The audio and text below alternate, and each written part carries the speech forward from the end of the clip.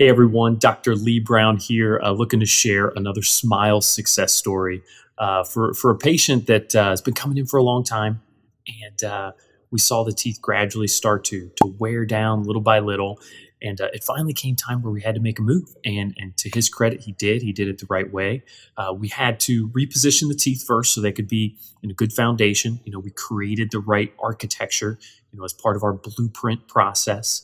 Once we could put the teeth in the right position, then we were able to beautifully restore those to their natural shape, to a more ideal shade, and the smile that he's looking for. And most importantly, it's now stable and it's healthy, and these teeth are going to be in there for a long, long time, which was the goal. So credit to him for making that decision, but it's something that we take a lot of pride in. We love to do. We love to change people's smiles and their confidence, and keep them chewing with their own teeth whenever possible. So if you think you might have any questions, or you might have someone that could benefit from similar conversations, please reach out. Let us know.